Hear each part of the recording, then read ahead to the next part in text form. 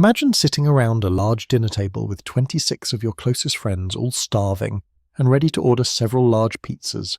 The European Union was founded on the optimistic idea that every important decision should be agreed upon by every single member state involved.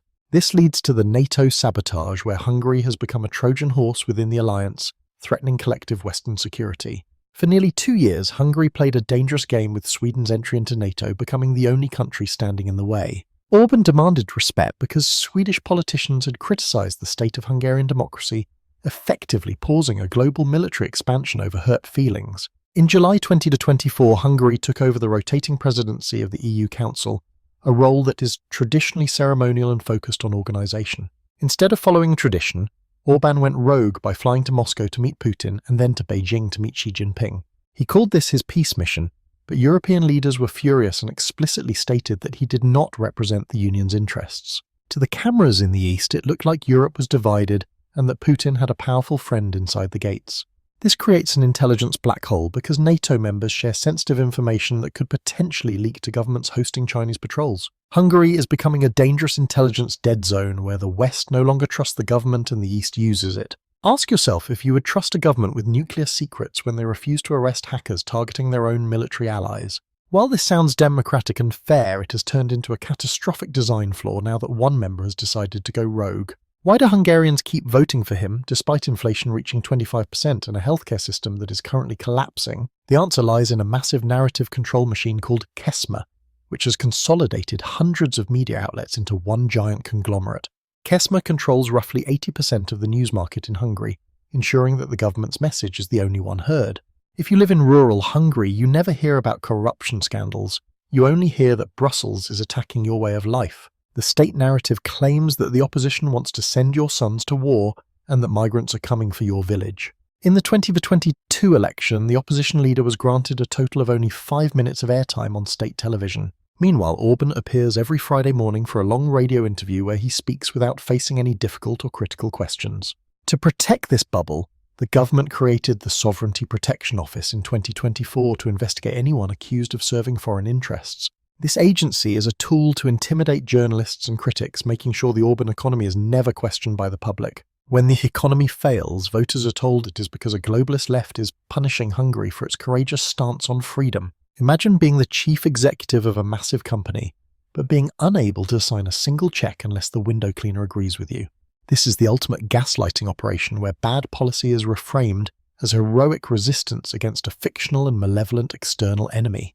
You might be watching this in a distant spitantisi, thinking this is just a local European problem, but Viktor Orbán is actually building a global franchise. Hungary has become the primary laboratory for a liberal democracy, and they are now actively exporting these blueprints to political movements across the globe. Budapest has hosted massive international conservative conferences multiple times, serving as a hub where pundits and politicians fly in to take detailed notes. They look at the Orban economy and the capture of the courts, and they do not see a warning, but rather a successful roadmap. They see a way to hold power indefinitely, even when demographics turn against them, and a way to silence dissent under national sovereignty. When Orban speaks at conferences in Texas or Florida, he receives standing ovations because he proves that democracy can be dismantled from within. It proves that if you are shameful enough and control the narrative, the traditional checks and balances of a Western democracy simply fail to work. But gravity always wins in the end, and the gravity of debt isolation and dangerous geopolitical gambling is starting to pull the structure down. This brings us to the Huxit bluff, where a government that blames the European Union for every problem might logically consider leaving the club. This is exactly what Brussels is facing because Viktor Orbán discovered his no vote is the most valuable resource that Hungary currently possesses. The British did it with Brexit, and in Budapest they often whisper about Huxit, but the grim economic reality makes this a very poor bluff. While the United Kingdom was the world's 5th largest economy, Hungary is a landlocked nation with a GDP roughly the size of Kansas. Hungary's entire industrial base, including those massive Chinese and German factories, exists only because it is inside the European single market. If Hungary leaves, border controls return, supply chains for major car manufacturers collapse, and those shiny new industrial factories will likely close overnight. Tariffs would hit instantly, making Hungarian goods 20% more expensive, and the constant flow of agricultural subsidies and development funds would stop. Viktor Orbán knows this economic reality. He understands that leaving the Union would turn Hungary into a poorer, isolated version of Serbia immediately.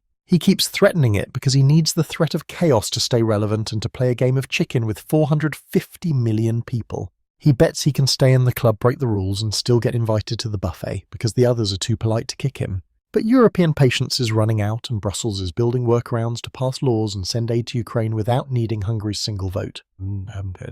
Without his veto superpower, the Orban economy starts to look incredibly fragile, weighed down by debt inflation and a heavy reliance on foreign dictators. That single vote is worth more than oil or gold, because every time he threatens to use it, the European checkbook magically opens wide. The bill for this high-wire act is finally coming due. The inflation has eaten the savings, and the brain drain has stolen the nation's future. If we look at the scoreboard from the last 12 months, we see that in December 2024 the EU tried sending aid to Ukraine. When Orban said no, the resulting panic forced European leaders to ask him to leave for a coffee break so they could vote. This coffee break diplomacy actually happened, but while it worked once, it remains an incredibly embarrassing way to run a massive continental union. Later in 2025, when the union tried to start the formal process of bringing new countries into the club, the process hit a wall. 26 countries voted yes, but Hungary voted no, causing the entire enlargement process to freeze instantly due to the dark genius of one man. Suddenly, one guy named Viktor locks the door, swallows the key and demands everyone eat cold goulash or absolutely nobody gets to eat.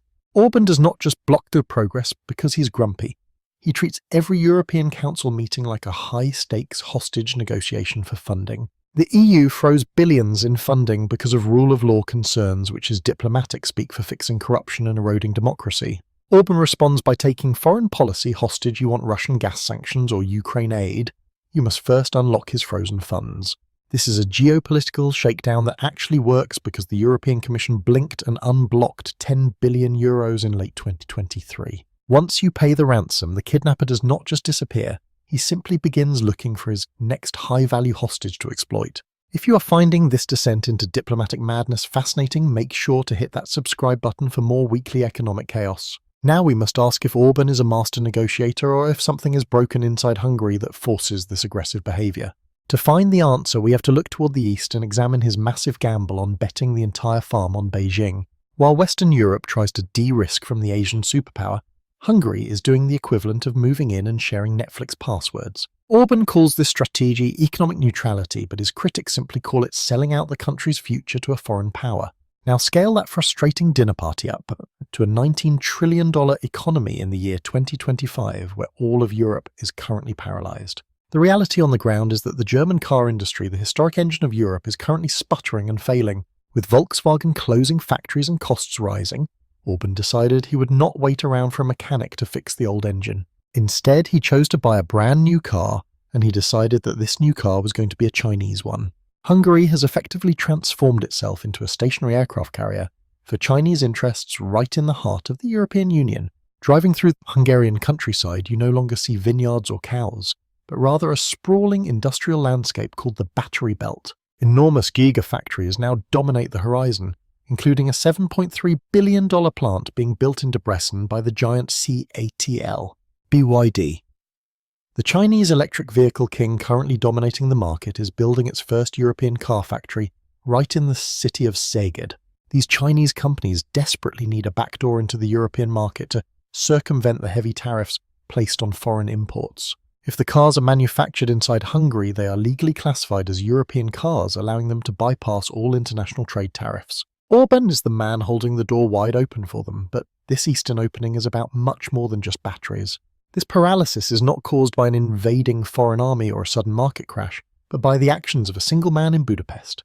It's also about a deep ongoing connection to Russian gas that continues even as the rest of Europe desperately cuts ties. While the rest of Europe scrambled to cut off Putin's gas taps, Hungary signed new deals to stay hooked to the IV drip of Gazprom. This is not just about fuel. Orban's domestic popularity is built on a policy called rezsicsökkentés, which essentially means mandatory utility cost reduction. Hungarian voters currently enjoy some of the lowest energy bills in Europe because the government heavily subsidizes their monthly heating and electricity costs. If Orban loses access to cheap Russian gas, these utility bills will explode and his loyal voter base will likely turn against him. Because of this, he cannot agree to full EU energy sanctions on Russia, as doing so would be a form of immediate political suicide. He has built a fragile economy that requires cheap inputs from Eastern dictatorships to produce goods for the demanding Western democratic markets. However, there is a significant catch. These massive Chinese factories do not actually employ as many Hungarian citizens as the public would think. Instead, these companies are bringing in thousands of guest workers from Asia to construct and operate these sprawling high-tech industrial complexes. Local residents are watching their water tables drain for battery production, while their rents rise and their towns transform into Beijing-style zones. Viktor Orbán is no longer just a difficult neighbour. He has effectively hacked the very operating system that keeps the European Union running smoothly. The Orban Economy is a dangerous high-wire act where he bets that China will rise and the West will eventually fall into decline. If the EU decides to slap tariffs on Hungarian-made Chinese cars or cut funding permanently, the wire snaps and Hungary has no safety net. Now let's look at the ATM problem and how a simple gas fitter became a billionaire in just 10 short years of business. To understand why the European Union finally snapped and froze Hungary's credit card, you only need to know one specific name, Lorink Meszaros. In the year 2010, Meszaros was a small-town gas fitter who fixed pipes and was a childhood friend of the Prime Minister. They went into school together in Felksuit and shared a deep love for football, but soon their connection would yield massive financial dividends. Fast forward to the present day, and that same humble gas fitter has become the richest and most powerful man in all of Hungary. How does a pipe mechanic become a billionaire faster than Mark Zuckerberg? He does it by winning a staggering number of government contracts. From building national roads and buying major banks to owning hotels and TV stations, Meszaros now controls the new national capitalist class. The strategy was to create a loyal group of Hungarian oligarchs to replace foreign companies and keep the nation's wealth within Orbán's circle. He is single-handedly holding up billions in vital aid, blocking sanctions on Russia and turning a NATO member into a Chinese Trojan horse. The money required to build this massive private empire came from one primary source, the taxpayers of the European Union in Brussels. For many years, Hungary remained one of the largest net beneficiaries of European Union funds, receiving billions annually for infrastructure projects. Brussels would send billions to build highways or modernise schools, but the Hungarian government would often award contracts to Orbán's loyal inner circle. These contracts were frequently won at highly inflated prices, turning the entire system into a perfectly legal and efficient money laundering machine. While the German taxpayer worked hard to fund Brussels, that money often ended up purchasing luxury yachts for the Prime Minister's old friends. The European Union watched this happen for years, issuing angry reports but ultimately signing the checks until the year 2022.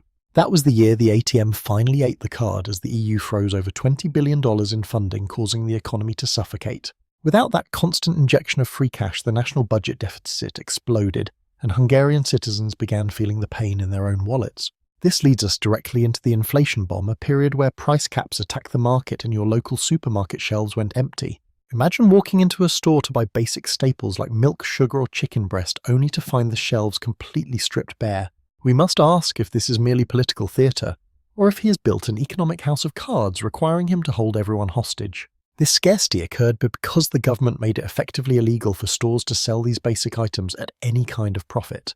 In 2022, Orbán decided to fight the laws of basic economics with a sledgehammer by introducing strict national price caps. He decreed that stores could not charge more than a specific amount for household basics like flour, cooking oil, and poultry. Anyone who has taken an introductory economics course knows exactly what happens when you force a merchant to sell below their cost. If a store buys chicken for $5 but the government forces a $3 sale price, they simply stop stocking chicken entirely. They might hide the stock in the back or strictly limit customers to purchasing only one single item per person to minimize losses. For months, Hungarians lived in a strange semi-socialist flashback hunting for basic sugar like it was the middle of the 1980s. This created a balloon effect where supermarkets tripled the price of everything else just to survive the losses on milk and chicken. Consequently, Hungary hit the highest inflation rate in the entire European Union, with the peak reaching 25% in early 2023. Food inflation specifically hit nearly 50%, meaning your grocery bill effectively doubled in a single year while the currency crashed. Welcome to the Orban Economy, where today we will examine the complex math behind the blackmail and the nightmare of the Libre veto.